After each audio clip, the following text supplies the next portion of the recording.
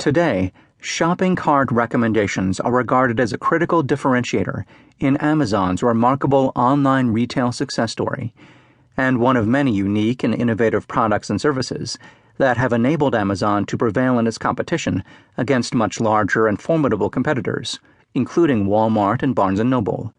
But when Greg Linden joined Amazon straight out of graduate school in 1997, at a point in its evolution when the company occupied a few floors of a rundown brick office building across the street from Seattle's famed Pike Place Market, that Linden later recalled, enjoyed a view of the local methadone clinic and a bizarre wig shop, the burgeoning website was a much simpler affair, with few of the bells and whistles that in the years since have kept Amazon a steady pace ahead.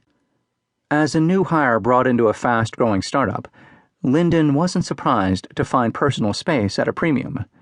Still, he was taken aback to be shown to a desk parked in a cramped corner of the company kitchen, with an elderly PC perched on top. Linden was new to Amazon, but early on he displayed initiative by putting a bowl of candy out on one corner of his desk. This prompted other geeks, as they fondly referred to themselves, to occasionally stop by for free candy, while Linden tried his best to suck knowledge out of anyone who passed by too closely. It was actually Linden's fondness for candy that led to his first major innovation at Amazon, as he recalled that in supermarkets, customers often find candy, potato chips, and other impulse buys on the racks directly adjacent to the checkout lines. Why not personalize recommendations for similar impulse buys, Linden wondered, based on the items in a customer's virtual shopping cart as it approaches checkout, just as a Walmart or ShopRite would. Linden later wrote in his blog, "The idea of recommending items at checkout is nothing new. Grocery stores put candy and other impulse buys in the checkout lanes. Hardware stores put small tools and gadgets near the register.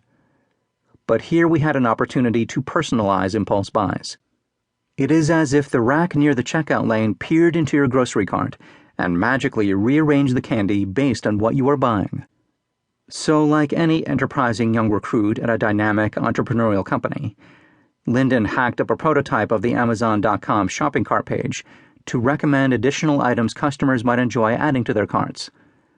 When he started running it by colleagues for review, he garnered mainly positive reactions, with the important exception of a senior vice president of marketing, who was dead set against it.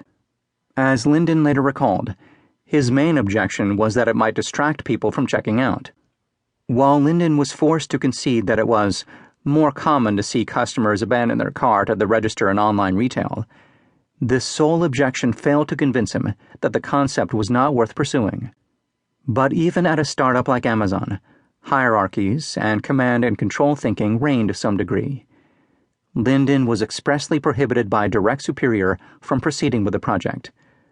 "I was told I was forbidden to work on this any further. I was told Amazon was not ready to launch this feature." In the vast majority of other, larger, older organizations, the idea would have been killed right then and there. But Amazon was, and is, different. Customer centricity has been deeply ingrained in Amazon's culture from the company's outset. When attending meetings, Amazon CEO Jeff Bezos periodically leaves one seat open at a conference table and informs all attendees that they should consider that seat occupied by their customer, the most important person in the room. Fortunately for Greg Linden, the company's overriding respect for the customer, and for any experiment that might yield an insight into customer behavior, trumped internal corporate hierarchy. While Linden continued to prepare the feature for an online test to measure its sales impact, he heard through the grapevine that the SVP was angry when he discovered I was pushing out a test. However, Linden notes that at Amazon, even for top executives, it was hard to block a test. Measurement was good. The only good argument against testing would be that the negative impact might be so severe that Amazon couldn't afford it, a difficult claim to make. The test rolled out. The results of the test were clear and irrefutable. Not only did the online test succeed, but the feature was so profitable that not having it live was costing Amazon a noticeable chunk of change. With new urgency, shopping cart recommendations launched.